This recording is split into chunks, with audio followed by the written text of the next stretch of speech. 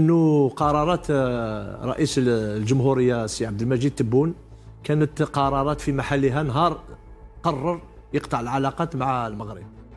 ميني سي اون اونت. هنا طيحوا بالاربيتراج افريكا وراو بلي لي زاربيت يمشيو كيما يقولوا لهم. دونك يا بلو دو كاف يا بلو كاف. شوف هما عندهم على كل حال دي دوني اكثر منا. حنا راك تشوف واش راهو يديروا لنا في السبور. برك في السبور ما حبوناش الخير. ايماجيني نتايا. الإعلام الجزائري يتهم المغرب وفوزي اللقجع برشوة الحكام من أجل إسقاط المنتخب الجزائري وتهيئة الطريق للمنتخب المغربي من أجل الفوز بالبطولة. شاهد ماذا حصل. لكن قبل أن نبدأ عزيزي المشاهد، إذا كنت ترى أن المغرب هو أقوى منتخب عربي وإفريقي فاضغط زر الإعجاب، ولا تنسى أن تنضم لعائلتنا الصغيرة من خلال الضغط على زر الاشتراك والإعجاب بهذا الفيديو. لم يتقبل بعض الإعلاميين الجزائريين حقيقة خسارة المنتخب الجزائري أمام نيجيريا بهدفين نظيفين، رغم أن الجميع قد أشاد بقوة وانضباط لاعبي المنتخب النيجيري وأنهم قد سيطروا على رتم المباراة طوال 90 دقيقة.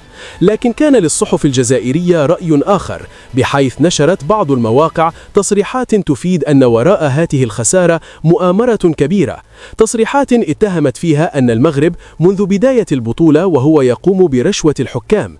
استدلوا بعدة أدلة، ومنها ركلة الجزاء التي لم يحصل عليها لاعب المنتخب التنزاني في مباراة المغرب وتنزانيا. وجاء في بعض التصريحات أن الحكم في مباراة الجزائر ونيجيريا كان منحازا للمنتخب النيجيري بحجة أن لاعبي المنتخب الجزائري حصلوا على 6 بطاقات صفراء في هذه المباراة.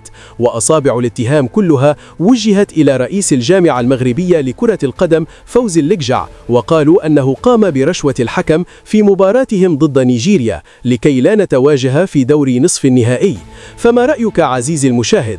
هل حقا هنالك مؤامرة تمت حياكتها في الخفاء من أجل إقصاء منتخب الجزائر، أم أن الإعلام الجزائري لم يتقبل حقيقة خروجهم من البطولة؟ شاركنا رأيك في التعليقات، ولا تنسى أن تشترك في القناة لكي يصلك كل جديدنا.